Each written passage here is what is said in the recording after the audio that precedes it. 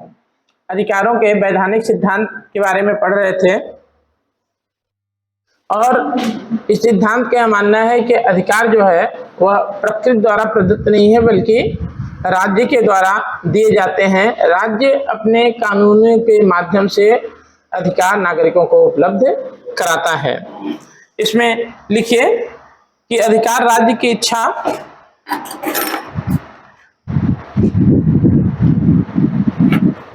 अधिकार राज्य की इच्छा और कानून के परिणाम होते हैं।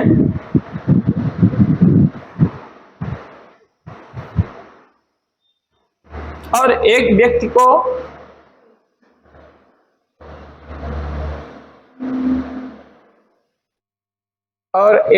को केवल वे ही अधिकार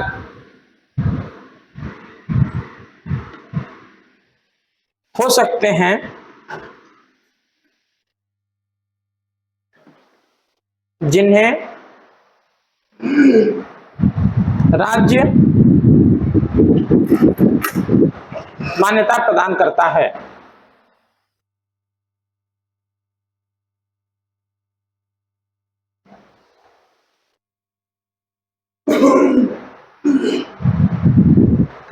यह सिद्धांत ये बताता है कि अधिकार राज्य की देन है और राज्य जो है कानूनों के माध्यम से अधिकारों को उपलब्ध कराता है। राज्य को यह अधिकार है कि वह नए का अधिकार उपलब्ध करा दे, पुराने अधिकारों में कमी कर दे, या जो है फिर जो अधिकार दिए गए हैं उस पर जो है कंडीशंस लगा दे कि इन परिस्थितियों में ही अधिकारों का उपभोग किया जा सकता है। राज्य के द्वारा अधिकारों के संबंध में कोई भी निर्णय लिया जा सकता है। अर्थात यह पूरी तरह से स्पष्ट है कि अधिकारों का वैधानिक सिद्धांत यह प्रतिपादित करता है कि अधिकार प्राकृतिक नहीं है, वे राज्य के द्वारा कानूनों के माध्यम से दिए जाते हैं और अधिकारों के संबंध में राज्य ही अंतिम निर्णायक है। वह यह तय करता है कि नागरिकों को, व्यक्तियों को कौन से अधिकार दिए जाने हैं, किन परिस्थितियों में दिए जाने हैं और कौन से नए अधिकार दिए जाने चाहिए। इस संबंध में यह नोट करिए कि वैधानिक सिद्धांत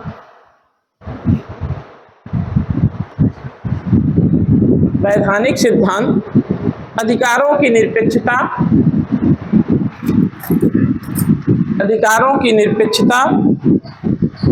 को स्वीकार नहीं करता है।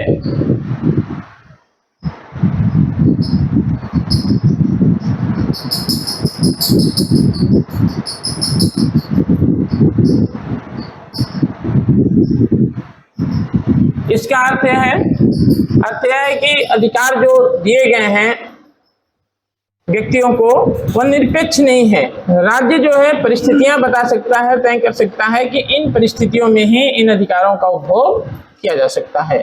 ठीक है, जैसे आपने मूल अधिकारों को पढ़ा है, भारत में मूल अधिकारों के भाग 3 के अंतर्गत यह स्पष्ट किया गया है विभिन्न अधिकारों के संबंध में कि इन परिस्थितियों में यह प्रभावी नहीं होगा, या जो है राज्य लोकहित एवं सुरक्षा के आधार पर या दूसरे देशों के साथ जो है भारत के संबंधों के आधार पर इस अधिकार को प्रतिबंधित कर सकता है।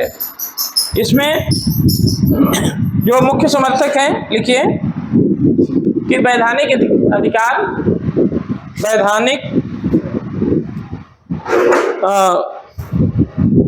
सिद्धांत, लिखिए अधिकारों के वैधानिक सिद्धांत का समर्थन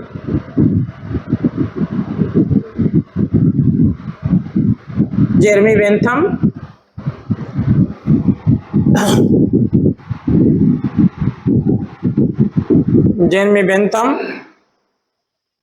ऑस्टिन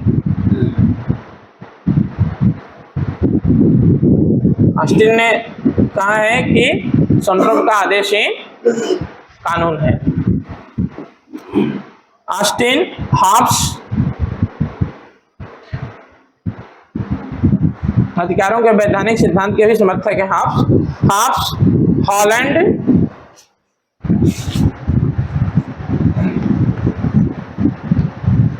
आदि हैं।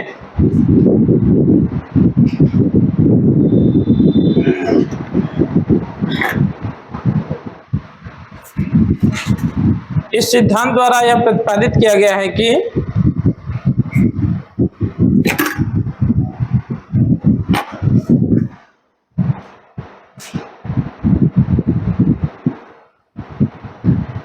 राज्य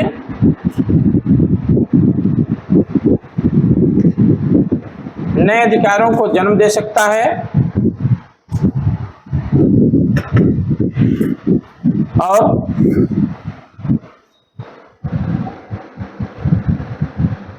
पुराने अधिकारों को छीन भी सकता है।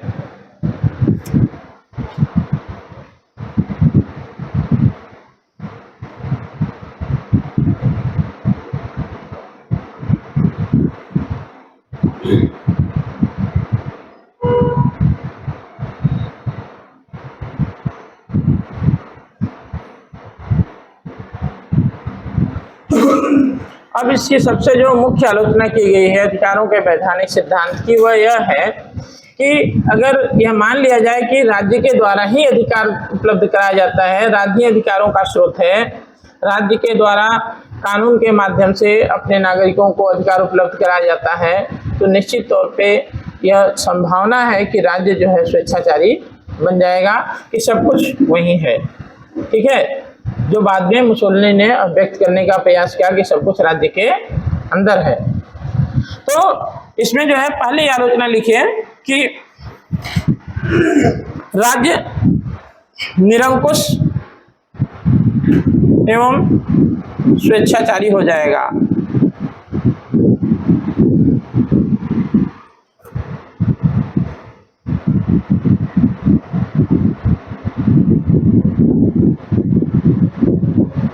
क्योंकि यह विचार यह कहता है, यह सिद्धांत यह कहता है कि अधिकारों के संबंध में राज्य जो है ही निर्णायक है। राज्य कानून के माध्यम से अपने नागरिकों को नए अधिकार उपलब्ध करा सकता है और पुराने अधिकारों में कमी कर सकता है। अर्थात जो है निर्णय करने की सारी शक्ति कहाँ पे है?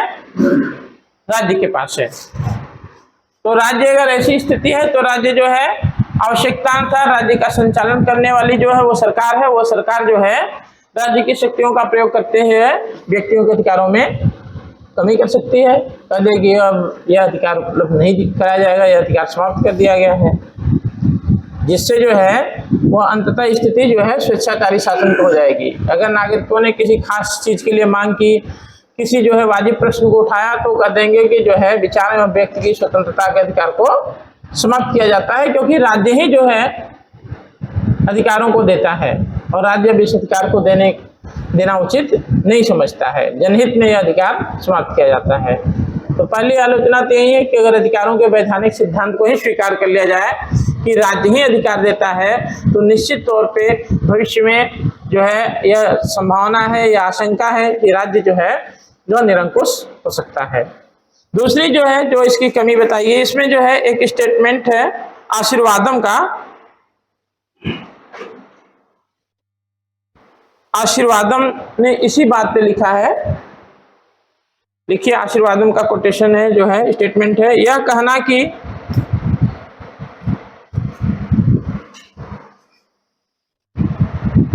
एकमात्र राज्य ही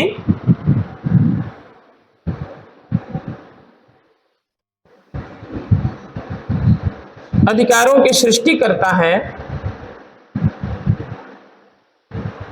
यह कहना कि एकमात्र राज्य ही अधिकारों की सृष्टि करता है, कामा राज्य को निरंकुश बना देता है।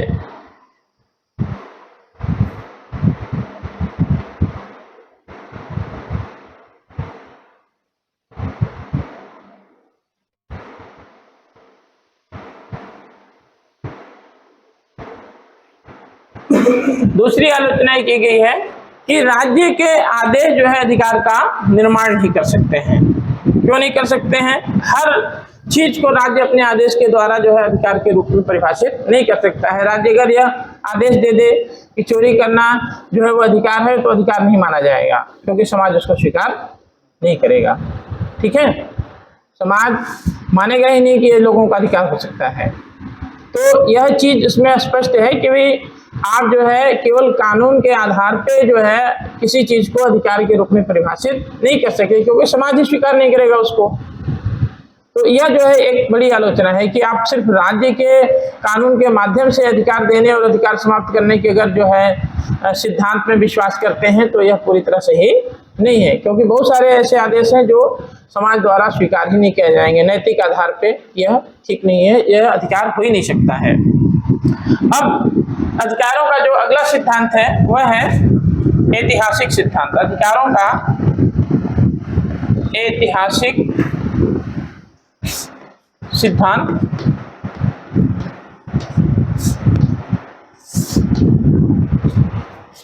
अधिकारों का ऐतिहासिक सिद्धांत महत्वपूर्ण रहा है और यह जो है नए विचार लेकर आता है। इसमें लिखिए, एक्चुअली ये कहता है कि अधिकार देखिए जो रीति रिवाज जो प्रथाएं हैं उनसे हमको जो है वह अधिकार प्राप्त हुए हैं, उसका कोई लिखित आधार उपलब्ध नहीं है। इसमें लिखिए कि इस सिद्धांत के अनुसार इस सिद्धांत के अनुसार अधिकार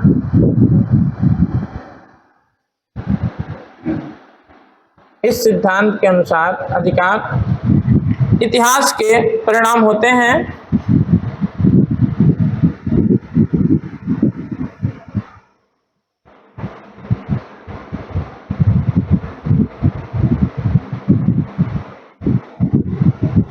वर्षों से,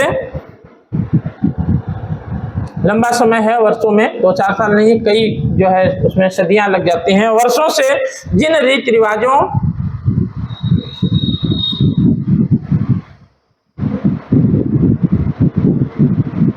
का पालन होता रहता है, वर्षों से जिन रीति रिवाजों का पालन होता रहता है वे ही रीति रिवाज आगे चलकर अधिकार के रूप में परिवर्तित हो जाते हैं।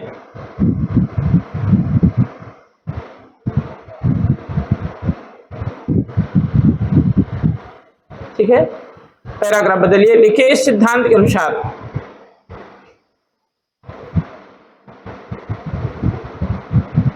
सिंगल नोट कॉमा लिखिए, अधिकार का निर्माण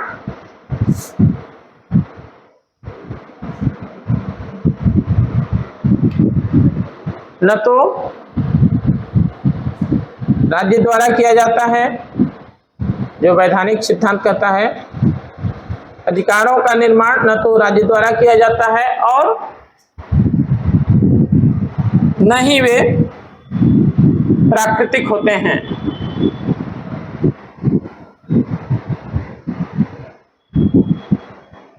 बल्कि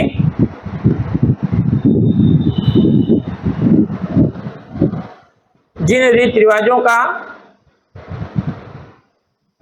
बल्कि धीरे धीरे लिखिए, बल्कि धीरे धीरे, लंबा समय लगता है, बल्कि धीरे धीरे जिन रीति रिवाजों का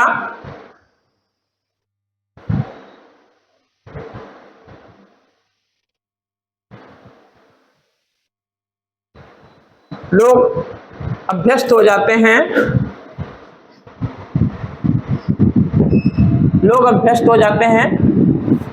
परंपराओं प्रथाओं के रूप में जिसको मानने लगते हैं, और जो है और समाज जिन्हें स्वीकार कर लेता है, और समाज जिन्हें स्वीकार कर लेता है वे ही अधिकार बन जाते हैं।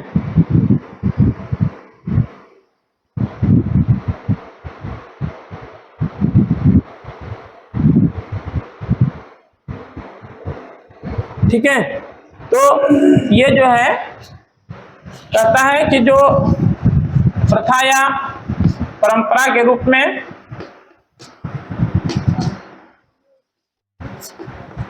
लंबे समय तक प्रचलित है, जिसका जो है उपभोग लोग कर रहे हैं, और ये मानते हैं कि उन्हें यह मिलना चाहिए, वही चीजें आगे चल करके उन अधिकार के रूप में परिवर्तित हो जाती हैं। यह अधिकारों के प्राकृतिक सिद्धांत एवं अधिकारों के वैधानिक सिद्धांत दोनों के स्थान पे यह मानता है कि ये जो है अधिकार इतिहास की देन है।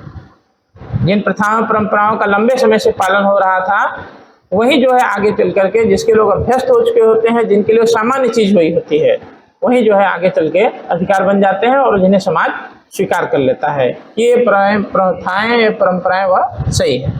जब समाज भी स्वीकार कर लेता है तो अधिकार के रूप में परिवर्तित हो जाते हैं। इसके समर्थक हैं प्रोफेसर रिची। ये जो है इनका स्टेटमेंट है रिची का,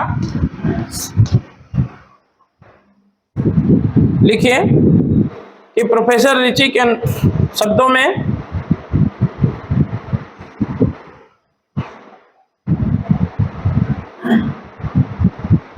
जिन अधिकारों के संबंध में लोग सोचते हैं, जिन अधिकारों के संबंध में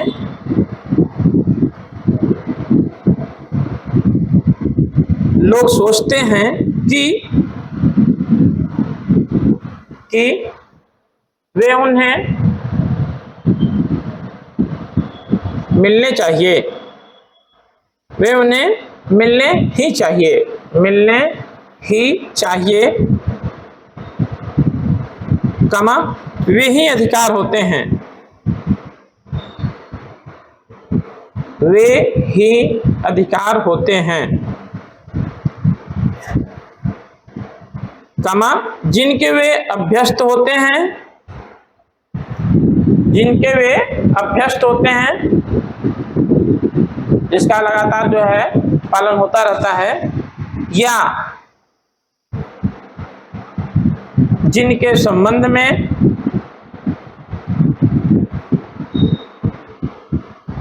सही या गलत, या जिनके संबंध में सही या गलत उनकी यह धारणा होती है कि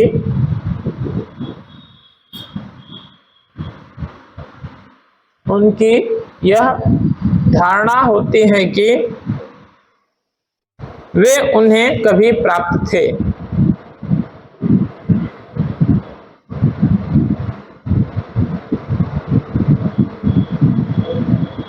वे उन्हें कभी प्राप्त थे। भाई प्राप्त थे बीच में वो जो है अब प्राप्त नहीं है, जिसके लिए वो लड़ते हैं कि नहीं ये पहले प्राप्त था, अब नहीं, ये हमारा अधिकार है, सरकार देगी क्यों नहीं, पहले तो मिलता था। तो जो है अधिकारों का ऐतिहासिक सिद्धांत ये कहता है कि अधिकार इतिहास के परिणाम है, इतिहास की देन है। वे प्रथाएं या परंपराएं जिनके लोग सदियों से अभ्यस्त थे और जिन्हें समाज स्वीकार कर लेता है, वह अधिकार के रूप में परिवर्तित हो जाते हैं। लेकिन इसकी जो है कई आधारों पर आलोचनाएं हुई हैं।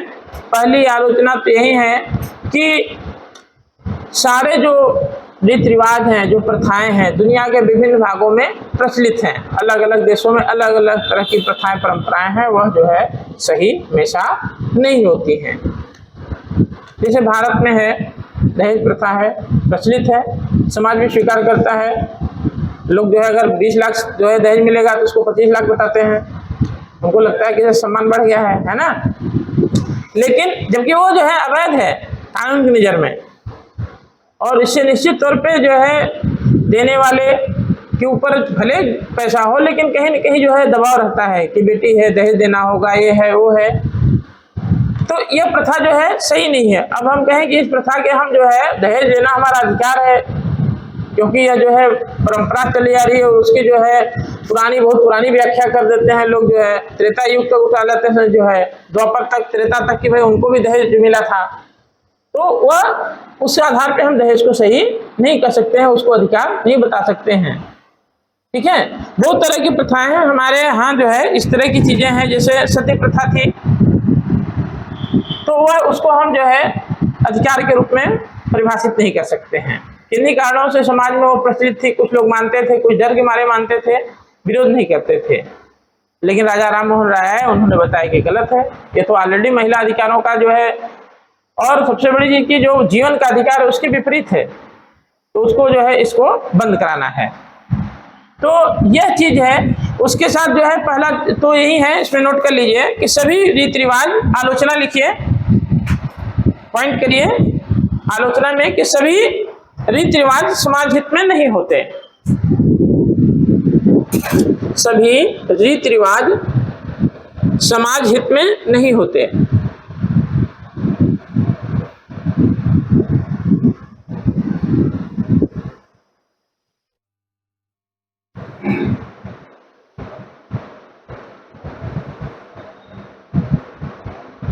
दूसरा है कि सभी अधिकार रीति रिवाज के परिणाम नहीं।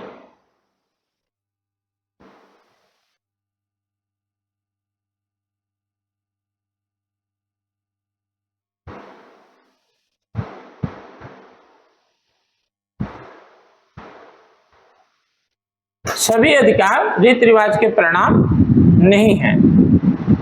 ठीक है, बहुत सारे ऐसे अधिकार हैं जो है रीति रिवाज या प्रथाओं के रूप में या इतिहास में नहीं रहे हैं, लेकिन उसको उपलब्ध कराया गया है, क्योंकि माना गया है कि व्यक्तियों के व्यक्तित्व के विकास के लिए ऐसी परिस्थितियों का होना बहुत आवश्यक है। इससे लोगों का जो है पर्सनालिटी डेवलपमेंट हो सकता है, बहुआयामी विकास हो सकता है। इसलिए सरकार के द्वारा बिना किसी प्रथा या परंपरा के उपलब्ध होने के बावजूद उसको अधिकार के रूप में नागरिकों को उपलब्ध कराया गया है। तीसरी चीज है कि सुधार की संभावना का अंत। सुधार की संभावना का अंत।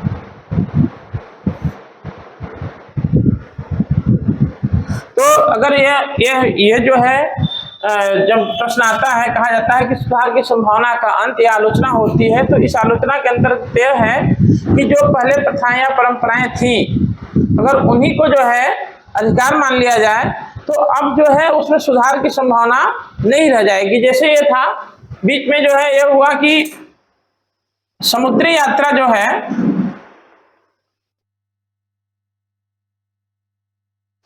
प्रतिबंधित है। समुद्री यात्रा अगर आप करेंगे तो हिंदू धर्म समाप्त हो जाएगा। राहुल सांकृत्यायन ने उस पर बड़ा कटाक्ष किया था, जो है अथातो घुमक्कड़ जिज्ञासा में उन्होंने लिखा था कि भाई इतना हिंदू धर्म कमजोर नहीं हो सकता है कि समुद्री यात्रा करने से समाप्त हो जाए। लेकिन प्रथाएं विकसित हो गई, चाहे जिन भी कारणों से, हो सकता है कुछ जो है उस समय की परिस्थितियों के हिसाब से उसमें रहा हो कि लोग बाहर न जाएं, खतरे हैं, जो भी, लेकिन वह जो है आज के वैज्ञानिक दृष्टिकोण से सही नहीं है, क्योंकि आप देख रहे हैं पूरा समुद्री जो है व्यापार समुद्री मार्ग से ही हो रहा है। ठीक है, तो आप कहेंगे हम समुद्र यात्रा नहीं करेंगे। नौसैनिक शक्ति, छोटा सा देश, नौसैनिक शक्ति के जो है जो वर्चस्व उसका था, उसके आधार पर उसने दुनिया के जो है एक बड़े भाग को अपने नियंत्रण में कर लिया था। ब्रिटेन ने, बहुत बड़ा थोड़ी है उसके पास भूभाग, लेकिन नौसैनिक शक्ति बहुत मजबूत थी। तो हम अगर कहते हैं कि प्रथाएं या परंपराएं ही अधिकार देती हैं, तो ऐसी प्रथाओं या परंपराओं को हम जो है अधिकार मानना बड़ा कठिन हो जाएगा, जो समाज के हित में नहीं है। उसमें सुधार भी नहीं कर पाएंगे, कहेंगे कि भाई यह पहले प्रचलित थी। ठीक है, तो वह जो है उचित नहीं होगी। अब जो है महत्व उसका यह है कि यद्यप पूरी तरह से हम इस सिद्धांत को स्वीकार नहीं कर सकते हैं, लेकिन यह अवश्य है कि बहुत सारे जो है अधिकार हैं वह रीति रिवाजों के परिणाम है, रीति रिवाजों की देन है, जो है इतिहास में समाज जिनका उपयोग करता रहा, लोग उपयोग करते रहे, उन्हें बाद में अधिकारों के रूप में स्वीकार कर लिया गया। ठीक है, जो सकारात्मक थे उन्हें दिया गया, जो नहीं थे उनके बारे में कोई चर्चा नहीं की गई। अगला जो है जो सिद्धांत है अधिकारों का समाज, अधिकारों का समाज कल्याण सिद्धांत।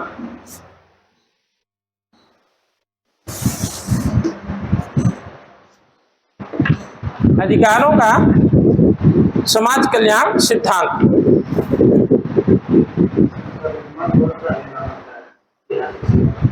क्या चीज?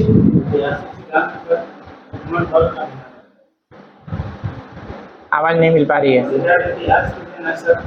ऐतिहासिक सिद्धांत के समर्थक सर एडमंड बर्क का कहना है। किसमें? ऐतिहासिक सिद्धांत। ऐतिहासिक सिद्धांत पे, हाँ, एडमंड बर्क का है, शायद वो हम लोग नोट नहीं किया। एडमंड बर्क ने किया है और उसने जो है प्राकृतिक अधिकारों के सिद्धांत की बड़ी आलोचना की है कि यह जो है वो सही नहीं है, उसको वो जो है सही मानता है। इसमें लिखिए, अधिकारों का समाज कल्याण सिद्धांत में यह एकदम यह स्पष्ट करता है कि जो अधिकार है उसकी देन जो है वह समाज देता है, ठीक है। और समाज जो है जो हित में है समाज के, जैसे इसके समर्थक हैं जो है बेंथम जो है उपयोगितावादी विचारक के रूप में प्रसिद्ध हैं, और उन्होंने कहा कि कोई भी कानून बने उसका आधार एक ही चीज होना चाहिए, अधिकतम संख्या का अधिकतम हित, जिसमें समाज के अधिकतम संख्या का अधिकतम हित छुपा हुआ है, वही कानून अस्तित्व में रहने चाहिए। जिनसे व्यक्तियों को दुख पहुंच रहा है वैसे कानूनों को समाप्त कर देना चाहिए। तो कानूनों के माध्यम से भी अगर जो है अधिकार दिए जा रहे हैं तो भी वही जो है अधिकार मान्य है जिनसे समाज का हित होता है। यह सिद्धांत मानता है कि जो अधिकार हैं वह समाज की देन है। इसमें लिखिए कि इस सिद्धांत के अनुसार अधिकार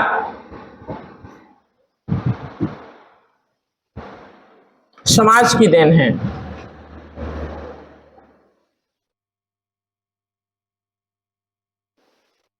अधिकारों का अस्तित्व इस सिद्धांत के अनुसार अधिकार समाज की देन है। अधिकारों का अस्तित्व समाज कल्याण पर आधारित होता है।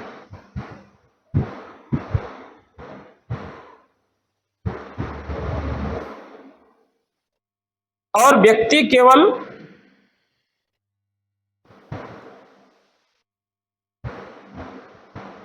उन्हीं अधिकारों का उपयोग कर सकता है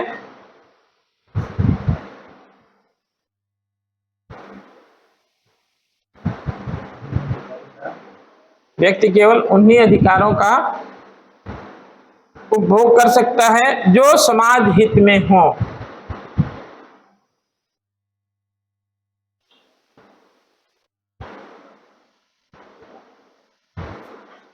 इस सिद्धांत के अनुसार कानून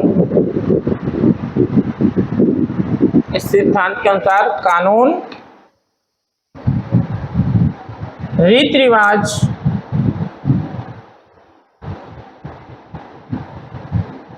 और अधिकार सभी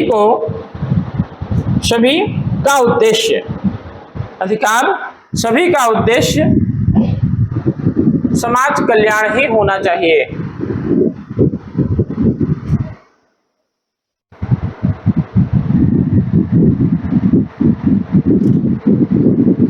समर्थकों में लिखिए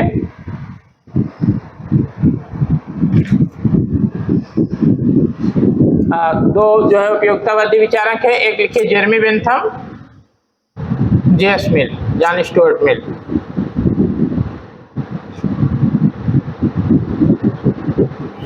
ठीक है। इसके अलावा हैं रास्को पाउंड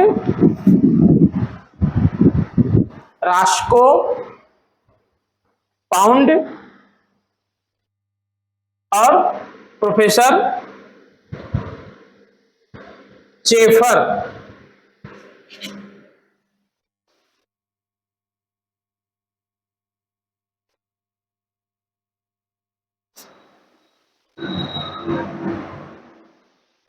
ये जो है बेंथम ने स्पष्ट रूप से अपने उपयोगितावादी सिद्धांत के माध्यम से स्पष्ट कर दिया कि जो है अधिकतम संख्या का अधिकतम हित वही जो है किसी भी प्रकार के कानून का आधार होना चाहिए, अन्य किसी भी कानून की आवश्यकता नहीं है। अगर लोगों को दुख मिलता है किसी कानून से तो ऐसे कानून को राज्य के द्वारा समाप्त कर दिया जाना चाहिए।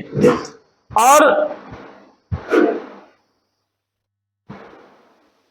इसमें जो है मिल ने भी इसी विचार को अपनाया है कि अधिकार जो है वह समाज के देन होते हैं और अधिकारों का उद्देश्य समाज का कल्याण होना चाहिए, लोगों को उससे लाभ होना चाहिए, वही अधिकार दिए जाने चाहिए। लेकिन इसकी जो है आलोचनाएं की गई हैं। जो आलोचनाएं हैं वह एक तो यही है कि लोक कल्याण की अस्पष्टता है। अब लोक कल्याण शब्द का उपयोग लोग अपने अपने हिसाब से करना शुरू करते हैं, इसलिए जो है दिक्कत होने लगती है कि लोक कल्याण क्या है। अलग अलग वर्ग लोक कल्याण की अलग अलग परिभाषा देने करते हैं कि यह लोक कल्याण होता है, वो अपने हित को लोक कल्याण के अंतर्गत लाते हैं। दूसरा वर्ग जो है दूसरे कार्य को लोक कल्याण के अंतर्गत लाता है। दूसरी चीज जो है इसकी आलोचना यह भी है कि व्यक्तिगत कल्याण और लोक कल्याण में संघर्ष हो सकता है। ठीक है, लोग अपने निजी स्वार्थ को लोक कल्याण का रूप दे करके राज्य के द्वारा सुविधाएं प्राप्त करने का प्रयास कर सकते हैं, जिसको एक तरह का छलयोजन है कि अपने हितों को ही राज्य का हित बताया जाना।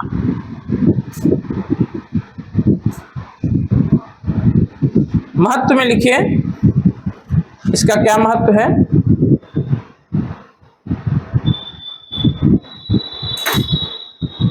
देखिए कि अधिकारों के समाज कल्याण सिद्धांत का महत्व यह है कि अधिकारों के समाज कल्याण सिद्धांत का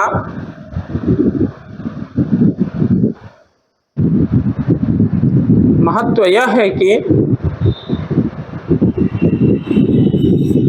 सिंगल वर्ड काम लिखिए, अधिकार का अस्तित्व समाज के लिए होता है।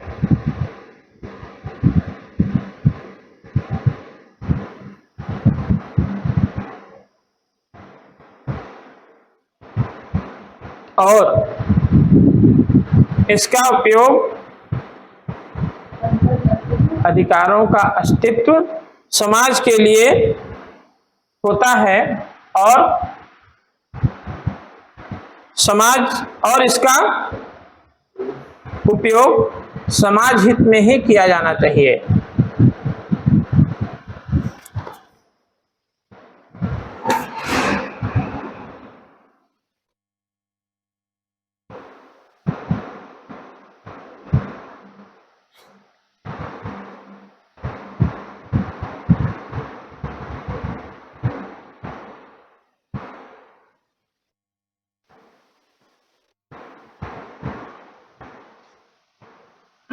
एक अन्य महत्वपूर्ण सिद्धांत है अधिकारों के संबंध में, लिखिए कि अधिकारों का आदर्शवादी या व्यक्तित्ववादी सिद्धांत।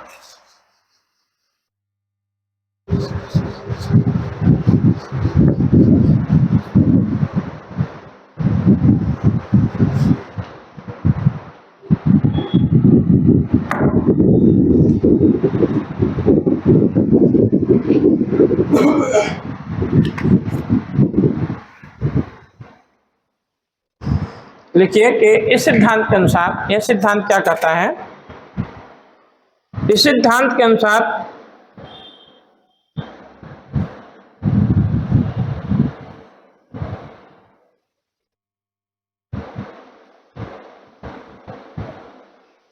अधिकारों के अस्तित्व का उद्देश्य, कि अधिकार क्यों होना चाहिए। अधिकारों के अस्तित्व का उद्देश्य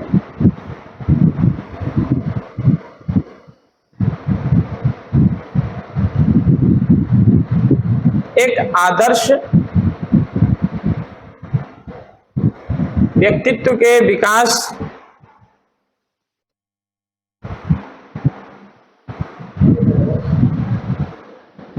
अधिकारों के अस्तित्व का उद्देश्य एक आदर्श व्यक्तित्व के विकास की प्राप्ति माना गया है।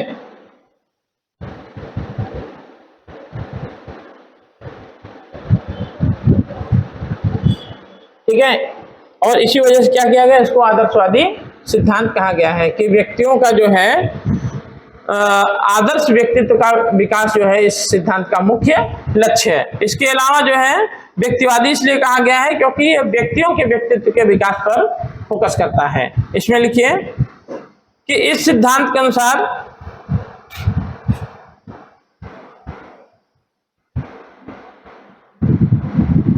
अधिकारों का अस्तित्व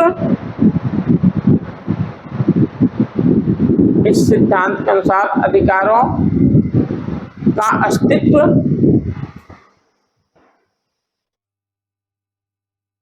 व्यक्ति के व्यक्तित्व के विकास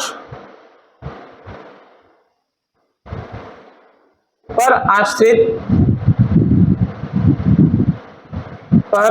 आश्रित कर दिया गया है।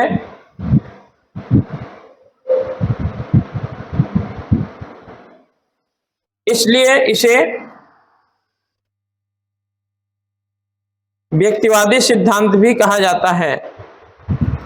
इसलिए इसे व्यक्तित्ववादी, इसलिए इसे व्यक्तित्ववादी सिद्धांत भी कहा जाता है।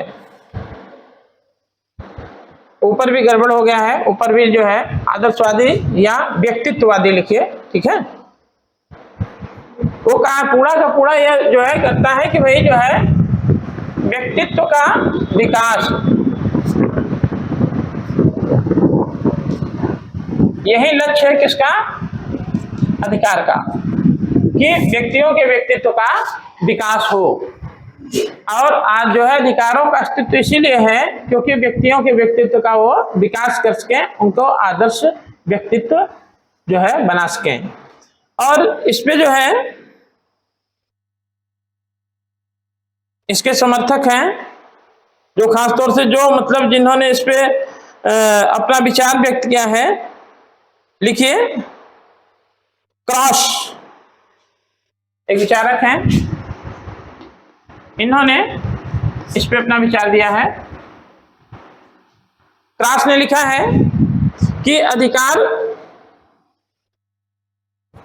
विवेकपूर्ण जीवन के विकास के लिए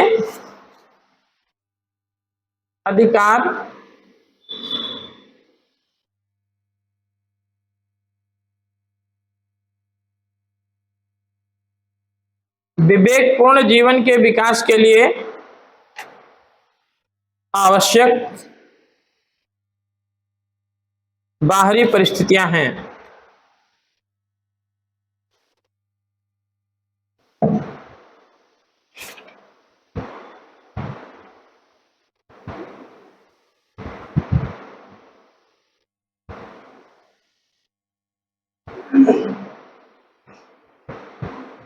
पैराग्राफ चेंज करिए, एक लाइन लिखिए कि इस प्रकार इस सिद्धांत के अनुसार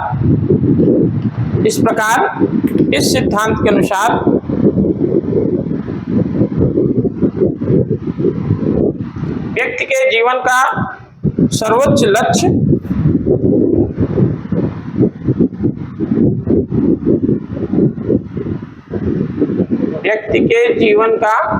लक्ष्य अपने व्यक्तित्व का विकास,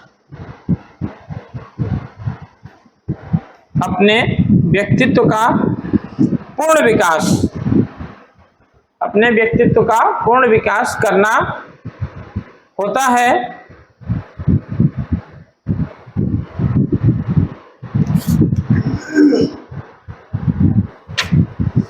और अधिकार वे बाहरी परिस्थितियां हैं जो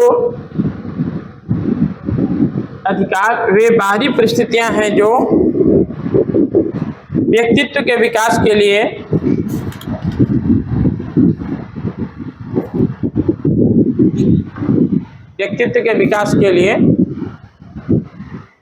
आवश्यक होते हैं।